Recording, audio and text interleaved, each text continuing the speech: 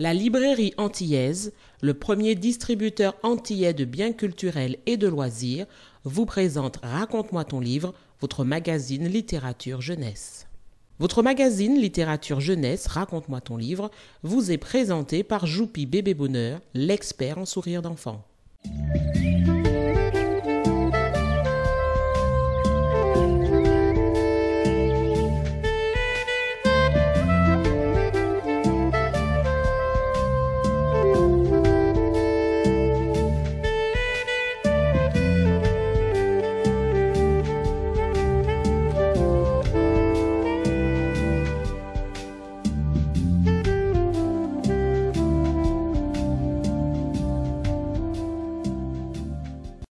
Bonjour à tous et bienvenue dans votre magazine littéraire jeunesse Raconte-moi ton livre. Aujourd'hui, nous sommes à la médiathèque de Rivière-Salée en compagnie de Gabriel. Bonjour Gabriel. Bonjour à tous, bonjour aux auditeurs, bonjour à toi. Merci. Alors Gabriel, dis-moi aujourd'hui, quel thème allons-nous aborder? Nous allons aborder le thème de la mort. Ah oui, puisque c'est dans 2-3 jours, Oui, la Toussaint. Voilà. Très bien. Tu peux nous développer un petit peu le travail que tu as fait avec les enfants? Ce qui est important, c'est de faire émerger les représentations de l'enfant, de la mort. La mort, c'est un domaine sérieux, mais qui, en fait, obsède l'être humain. Et quelles sont les représentations de la mort au niveau de l'enfant? Donc, pour ce faire, il y a eu la sélection d'ouvrages. On a discuté sur certains ouvrages. On a essayé de sélectionner des ouvrages culturels, c'est-à-dire qui parlent de la mort sur un plan plus culturel. Aux Antilles, quoi, oui, par exemple. Métaphysique et philosophique, parce qu'il faut que ça soit à la portée de l'enfant. Oui. Voilà, donc nous savons bien que la mort aux Antilles, c'est toute une tradition. Oui. La Toussaint, qui de nous, Martiniquais, n'a pas envoyé du caca-bougie sur des parents dans les cimetières. Et en fait... on n'en parle pas suffisamment, je pense. Hein. Voilà, ça les traditions se perdent. Exactement, ça s'appelle Sambrani ailleurs. On pense ce qu'on veut, mais c'est une réalité en Martinique. Donc, quelles sont les représentations de l'enfant? Donc, à travers ces quelques ouvrages, on va voir que c'est très diversifié. C'est très diversifié. Les écrivains proposent des lectures différentes aux enfants de la mort, de la Toussaint. Oui, on a aussi des thèmes qu'on peut aborder aussi lors de la Toussaint et sur le thème de la mort, c'est par exemple les veillées, nos anciennes veillées avec les contes. Oui, les conteurs, parce que nous savons qu'au moment de la mort, chez la personne se déroulaient des veillées avec des conteurs qui, en fait, des espèces de griots locaux qui racontaient la vie de la personne, mais sur le de l'humour. De l'humour, voilà. C'est-à-dire, ils essayaient dehors, les enfants apprenaient ce qu'était la vie et la mort, parce que la mort, pour les chrétiens, c'est un passage, soit on va au paradis, en enfer, mais dans d'autres cultures, c'est simplement un voyage, une traversée. Donc, nous ne proposons pas une lecture précise, mais nous laissons l'imaginaire de l'enfant voyager, tout en lui donnant des éléments pour pouvoir comprendre quand un être cher disparaît, qu'est-ce qui se passe? Parce qu'il y a la souffrance, donc il faut amender. Voilà, et puis aussi comment un enfant peut comprendre ce passage, chez les tout-petits par exemple, comment un enfant peut comprendre ce passage de la vie à la mort, effectivement. Voilà. D'où le conteur qui vient sur le thème vraiment anecdotique, parce que c'est des histoires très drôles. Je me rappelle d'un conteur, je suis allé d'un étant jeune où un conteur racontait, c'est une grande dame qui était morte, son cochon qui était parti dans toute la cité. Ça faisait très bizarre parce qu'on riait. Oui, et en même temps, il y avait la douleur, la peine. Donc, est-ce que la mort, il faut rire ou il faut pleurer? C'est ça. Nous pouvons faire un choix. Oui. Chacun est libre de ses émotions. Ça, oui, et de ses ressentiments aussi par rapport à la disparition de l'être cher. Voilà. Ben, c'est un bon thème à développer pour effectivement donc les jours de la Toussaint qui sont très très proches. Donc nous allons accueillir notre premier petit personnage qui va nous raconter son livre. Donc nous allons accueillir Alia. À tout de suite avec Alia.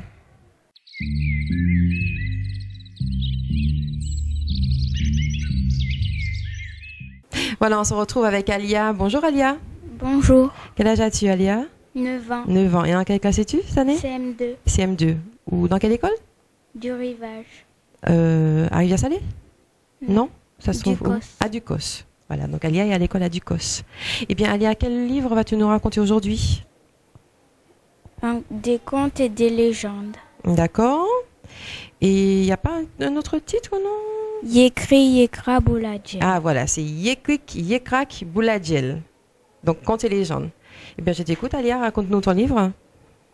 C'est l'histoire de la mort avant aux Antilles, où quand il y avait un défunt, Oui.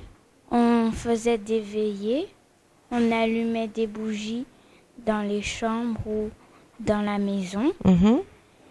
Et quand on allait enterrer la personne, avant de l'enterrer, on chantait ou on célébrait leur passage, leur journée quand ils étaient ensemble. Mhm. Et comme avant d'enterrer, il y avait des fois des esprits Oui. qui venaient autour pour ne pas le laisser enterrer, pour ne pas l'enterrer. D'accord. Donc, ils prenaient un bâton Mhm. ou autre chose et ils tapaient autour du cercueil avant de l'enterrer pour faire partir les esprits malins. D'accord.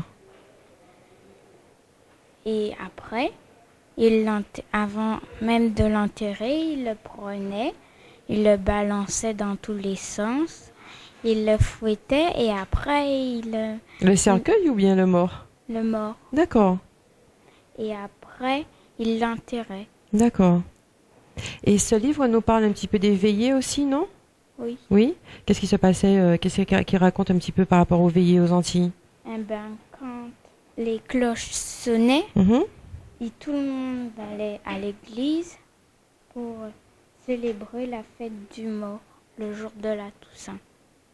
Oui, ça c'est au niveau de la Toussaint. Donc il parle aussi dans ce livre de la Toussaint alors. Oui. Ah, très bien, d'accord. Et étant donné que ça dit Yekrik, Yekrak, il y a aussi des contes dans ce livre? Des Oui. contes en créole. En créole? Ah, d'accord. Et je crois que tu vas nous lire un petit paragraphe. Vas-y, on t'écoute.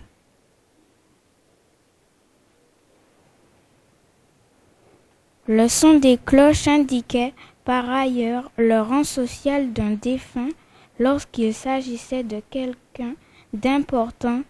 Des tentures noires serties de blanc portant les initiales du disparu agrémentaient les façades de l'église.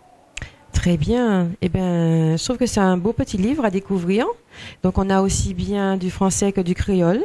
Alors, c'est Yekrik Yekrak Bouladjel. Donc, contes et légendes autour de la mort et les rites funéraires aux Antilles. En temps longtemps. Donc, les auteurs, on retrouve Marilyn Ampigny, Jean-Georges Chally, Suzanne Dracius, Jude Duranty et bien d'autres. Et donc, je vous invite, mes amis téléspectateurs, à découvrir ce livre autour de justement la Toussaint, les veillées, la mort, les contes. Hein. C'est un, comment dire, un regroupement de toutes les choses qui entourent la mort. Hein. Et donc, on remercie Alia qui nous a fait une belle présentation. Merci Alia. Et on se retrouve tout de suite avec Solène. À tout de suite avec Solène.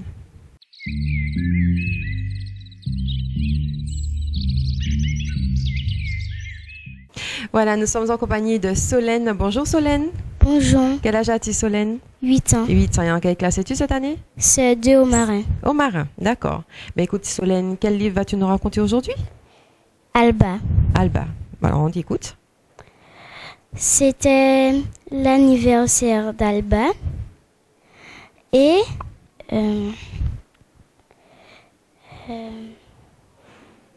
oui, c'était l'anniversaire d'Alba. Et pendant qu'elle mangeait son bol de riz, donc, des grains tombaient. Mhm. Elle regardait les fourmis le porter. Oui. Et une fourmi lui dit bonjour Alba. Alba lui dit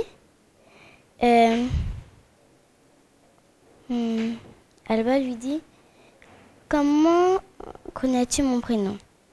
La fourmi lui répond c'est ton papa qui nous l'a dit. Et les fourmis ont aussi dit que le papa est passé comme un souffle de vent frais juste à côté d'eux. Mhm. Après, comme le papa d'Alba était parti depuis un bon moment, Mhm. alors elle se dit d'aller le chercher dans la forêt. Parce que les fourmis lui avaient dit que son papa voulait s'aventurer dans la forêt. Alors elle alla dans la forêt et elle croise un éléphant qui, Alba lui dit bonjour et l'éléphant pareil. Après, Alba demande à l'éléphant est-ce qu'il avait vu son papa. Son papa, l'éléphant lui dit oui et l'éléphant a emmené le papa au lac. Alors l'éléphant dit à Alba d'ailleurs toi aussi je vais t'y emmener. Après, quand Alba arrive au lac, elle dit bonjour aux grenouilles. Les grenouilles répondaient la même chose. Et elle demande aux grenouilles, est-ce qu'ils ont vu son papa? Les grenouilles ont dit oui. Et on dit oui. Après, Alba lui demandait aux grenouilles si son papa était venu. Était passé par là. Oui, était passé par là. Les grenouilles répondirent oui. Il est resté toute la journée à nager avec eux dans le lac. Alba demanda s'il était triste et les grenouilles disent non, il n'était pas triste, il s'est amusé. Donc le papa s'était amusé aussi, c'est ça? Oui. Après, les grenouilles lui disent que son papa était allé voir les plaines. Les plaines. Alors, Alba y est allée. Elle a vu un troupeau de zèbres et elle s'adressa à un zèbre. Et Alba lui dit bonjour, le zèbre. Bonjour à Alba. Et après, Alba lui demande est-ce que mon papa était venu? Est-ce que mon papa était avec vous hier? Le zèbre lui répondit oui, il était là avec eux toute la journée. Il a galopé sur le dos du zèbre et ils se sont bien amusés. Bien amusés, oui. Après, le zèbre lui dit que le papa était parti voir les girafes. Alba est allée voir les girafes. Et elle vit un groupe de girafes et elle s'adressa à la plus grande d'entre elles. Alors, elle lui dit bonjour, la girafe bonjour. Et après, elle lui demanda est-ce que son papa était venu hier avec elle. La girafe lui répondit oui, il était là avec nous, mais c'est pas toute la journée. Parce que le papa s'est hissé sur le cou de la girafe et comme la girafe avait un long cou, donc il est allé presque en haut du ciel. Dans le ciel. Et tellement il est allé haut que des ailes lui ont poussé, on a dit. Et puis, Alba faisait pareil. Elle regarda le ciel et elle pensa que le ciel était trop grand pour elle. Alors, Alba, je pense qu'elle était triste puisqu'elle ne pouvait pas retrouver son papa. Son père. Et en fait, on va pas trop raconter la fin de l'histoire, mais j'ai compris un petit peu ce qui s'est passé, c'est que Alba a perdu son papa depuis quelque temps et elle a voulu se renseigner à savoir où était-il parti. En fait, c'est une façon de découvrir que son père est mort, mais pour un petit enfant, c'est pas évident de découvrir la mort. Donc, elle va demander à chaque animal en passant est-ce qu'il a vu son papa, parce que ça a commencé par la petite fourmi qui lui a dit bonjour. Donc, de la petite fourmi, des grenouilles jusqu'à la girafe avec le long cou qui permit à son papa de monter au ciel. Donc c'est ça, c'est en fait la découverte de la mort en fait pour cet enfant, donc Alba qui perd son papa. Et pour elle, c'est plus rassurant de savoir que son père est monté au ciel sur le cou de la girafe que de tout simplement dire que son papa est mort. Voilà l'histoire et le message que veut nous faire passer ce livre. Donc c'est Alba de Anne-Catherine de Boël. Alors on remercie Solène qui nous a fait une belle petite présentation. Mais j'ai choisi un petit paragraphe aussi. Ah oui, c'est vrai, oui, Solène, mais oui, il va nous lire un petit paragraphe, Solène. Vas-y, on t'écoute.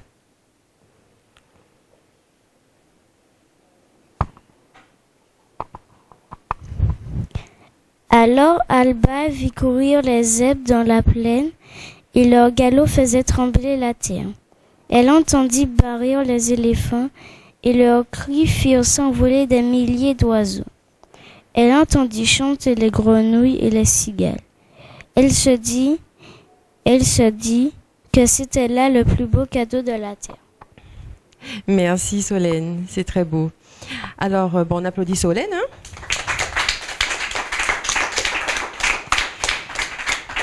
Et on se retrouve tout de suite avec Ophélie. À tout de suite avec Ophélie.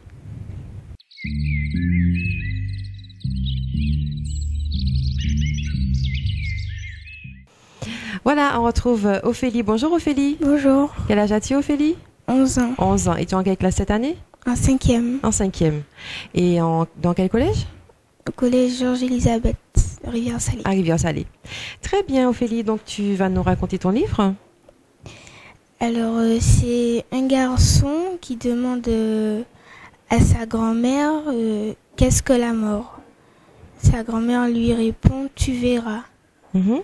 Donc le garçon il va à l'école et devant son école il y a un cortège qui passe. Avec son copain ils vont demander à un monsieur qui est mort. Et le monsieur leur répond c'est la fête des morts. Donc il eurent l'idée de suivre le cortège et d'aller au cimetière avec eux. Donc ils vont sur le petit garçon, comme sa mère était morte avant, donc ils sont allés sur sa tombe et ils ont chanté, dansé et ils ont chippé des fleurs sur les autres tombes pour faire un bouquet pour sa mère. Pour mettre sur la tombe de sa maman, en fait. Voilà. Et après, il y a une dame elle s'avance et elle danse au milieu de la foule. Et elle est vêtue d'une robe blanche. Et il y a un monsieur qui passe habillé tout de noir avec un chien noir. Et il prend la dame et part avec elle. Ah oui. Oui. Et en fait, ce petit garçon que tu présentes au tout début, il vit avec sa grand-mère, je crois. Oui. Et donc, il a perdu sa maman. Donc, sa maman est morte. Oui. C'est ça. J'ai lu ce livre, La Fête des Morts, de Dany Laferrière et de Frédéric Normandin, La Fête des Morts. Et il me semble que dans ce livre, il a une manière assez particulière d'apprendre ses leçons. Oui. Oui, tu peux nous raconter? Alors, il met son livre la nuit quand il va dormir, il met son livre sous son oreiller. Oui. Et c'est sa mère qui lui fait apprendre la leçon. Voilà. La nuit. Donc il dit à sa grand-mère effectivement qu'il a appris sa leçon parce qu'il a posé son livre sous l'oreiller et sa maman l'a aidé à apprendre sa leçon. J'ai trouvé ça très très très mignon. Il y a aussi un petit chien dans l'histoire avec donc ils partent tous les trois, donc les deux garçons et le petit chien, à travers le cimetière, le cortège d'un enterrement. Il rencontre aussi, je crois, une jeune fille dont il va tomber amoureux. Donc tu peux nous dire un petit peu plus encore? Il y a devant l'école, il va rencontrer une fille, il va tomber fou amoureux. Le coup de foudre. Voilà. Et il va fondre comme une flaque d'eau. Oui. Voilà. Parce qu'il il se retrouve très très très amoureux de cette jeune fille. Ils font carrément. D'accord. Et donc en fait, quelle qu'est-ce que t'as laissé comme impression ce livre, puisqu'en fait ça parle de la fête des morts, hein, puisque bon dans deux ou 3 jours c'est la Toussaint. Et quel message, qu'est-ce que te laisse ce livre comme impression par rapport à la mort?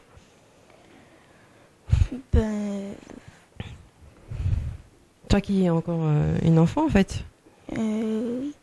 Déjà ça m'apprend des choses sur la fête des morts. Et t'as trouvé ça amusant par exemple? C'est pas triste? Non, c'est pas triste. C'est pas triste. Donc c'est une façon de découvrir la fête des morts, ce que c'est qu'un enterrement, une veillée, de manière ludique, avec des petits passages assez comiques. Oui. C'est ça? Oui. Voilà. Et tu peux nous lire un petit paragraphe? Oui.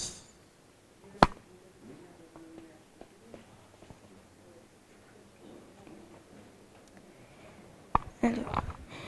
Da savoure tranquillement son premier café de la journée. Elle verse toujours un peu d'eau dans mon café pour le prendre moins fort, sinon ça me donne la migraine. Un petit soleil piquant me brûle la joue droite. Très bien. Eh bien, on remercie Ophélie qui nous a fait une belle petite présentation.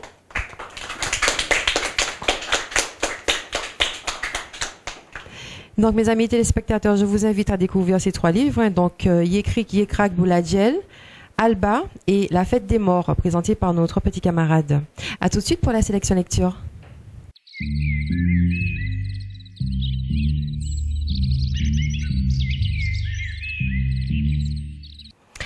Voilà donc la sélection lecture du jour. J'ai sélectionné des livres qui parlent effectivement de ce thème, hein, de la mort, de la Toussaint, des veillées. Donc le premier livre, La mort, c'est de Pete Sanders, co-auteur Steve Myers, traduction Jacques Caneza, aux éditions Gamma Élève Active, et c'est de la collection Mieux comprendre. En fait, ce livre va nous donner différents passages pour nous expliquer ce que c'est que la mort, l'appréhension. Donc en fait, pour un enfant, de mieux comprendre la mort. Le deuxième livre, Les contes à dormir debout, Contes pour dormir tout debout. C'est un bilingue français-créole de François Kishnasamy chez L'Harmattan. Donc une fois de plus, hein, François Kishnasamy vous invite à de merveilleux périples en compagnie de personnages sympathiques à travers le paysage si charmant de notre monde antillais. Yekrik, Yekrak, est-ce que la cour dort? Non, la cour ne dort pas. Alors à découvrir donc aux éditions chez L'Harmattan. Ensuite, Les veillées des Antilles, donc de Marceline Desbordes-Valmore et présentation d'Aimé Boutin. Donc littérature, roman, nouvelle, monde caraïbe des Antilles. Donc voici la première réédition des veillées des Antilles de 1821. C'est un recueil de nouvelles sentimentales de Marceline Desbordes-Valmore, écrivain plus connu aujourd'hui pour sa poésie que pour sa prose. Elle figure parmi les nombreux romantiques qui se sont intéressés à la condition des Noirs au moment de la renaissance de l'abolitionnisme en France en 1820. Le souvenir du passé esclavagiste de la France sous-tend le recueil, inspiré de son voyage tragique aux Antilles en 1802. Ces mêmes souvenirs transpercent dans ses lettres et des poèmes dont un choix est inclus en annexe. Ensuite, Traversée de la mangrove de Marie Scondé, livre de poche chez Folio. À Rivière-au-Sel, en plein cœur de la forêt, on veille un mort. Un homme qui s'est installé dans le village quelques années auparavant et dont on ne sait pas grand-chose. Est-il cubain? Colombien? A-t-il déserté? Pourquoi est-il revenu en Guadeloupe? Les réponses ne sont pas claires. Cependant, peu importe la véritable identité de cet homme, ce qui importe, c'est l'image que les individus gardent chacun de lui et les modifications essentielles qu'il a apportées dans leur vie. Dans le temps clos de cette seule nuit, au-delà de cette petite communauté, c'est toute la société guadeloupéenne d'aujourd'hui qui se dessine avec ses conflits, ses contradictions et ses tensions. Voilà, c'est tout pour la sélection du jour.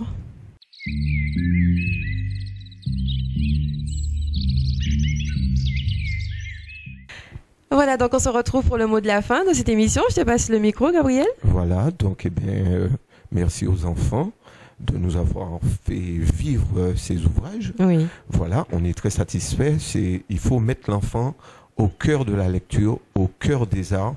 Dès qu'on donne un livre à l'enfant, on évite qu'un enfant soit près de la rue et soit plus apte à entrer dans une déviance, drogue, violence, etc. Et en plus, ça forme la personnalité de l'enfant et ça développe son imaginaire. Alors merci aux enfants, merci à toi aussi. Oui, parce que tu n'as pas encore dit merci. Et nous donnons rendez-vous aux lecteurs, autant enfants qu'adultes, dans cette institution qu'on appelle la médiathèque de Rivière-Salée, aux horaires suivants. Je redis les horaires. Donc le mardi jusqu'à 13h30, oui. Le mercredi jusqu'à 18h, le jeudi jusqu'à 13h30, le vendredi 18h30 et même le samedi jusqu'à 12h30. Et n'oubliez pas, nous avons beaucoup d'animations, poésie slam et aussi des projections de films à travers Ciné Relax. Donc musique, lecture, écriture, tout ce qui a pour vous plaire. Voilà, très bien. Merci Gabriel. Ouais. Eh bien, Gabriel est toujours fort pour faire le mot de la fin. Alors, mes amis téléspectateurs, je vous dis à très bientôt dans votre magazine littéraire jeunesse Raconte-moi ton livre sur votre chaîne locale Zouk TV. À très bientôt.